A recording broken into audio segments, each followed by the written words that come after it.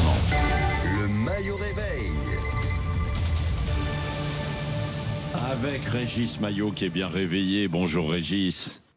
Bonjour Patrick, bonjour à tous. Une chronique judiciaire ce matin. Hein. Oui, donc évidemment, on va parler people.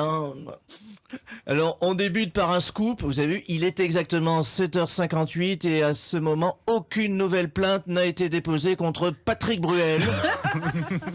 Bon, la journée commence à peine. Laissons au salon de massage le temps d'ouvrir. Ah non. Comme dirait Françoise de Gois ce matin, il n'y a pas la queue d'une idée. Allez, affaire suivante. On va parler de Gims, vous connaissez, c'est ce rappeur qui vit sous des vitres teintées. Gims qui a été placé en garde à vue pour blanchiment. Alors, rien à voir avec Michael Jackson, ni le sillon interfessier, ni Mélenchon, tout blanc tout moche.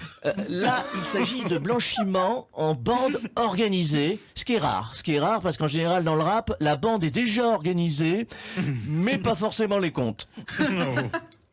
Allez, suivant.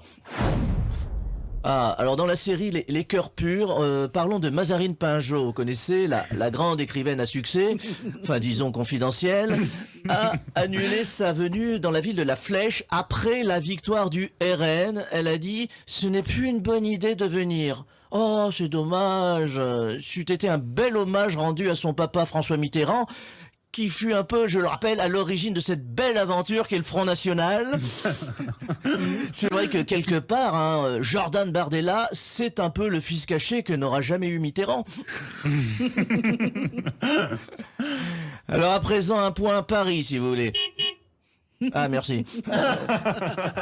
Nadine qui est écoféministe en circuit court, mais en boucle, m'écrit. Elle me dit « Je suis scandalisée du résultat des élections dans la capitale. On nous dit Paris, ville inclusive, féministe, déconstruite, progressiste. Et au final, ils avaient le choix entre une mère célibataire issue de la diversité et un homme blanc de plus de 50 ans hétéro. Eh ben, ils ont choisi le vintage. » Ah oui, c'est sûr. Finalement, Sandrine Rousseau a raison. Le patriarcat est partout, même là où il vote à gauche. Allez, suivant.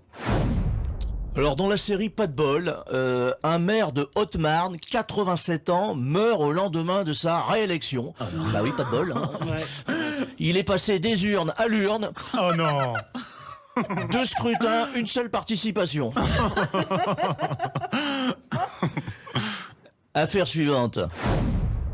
Alors dans la série Balance ton porc, on a la version halal cette fois.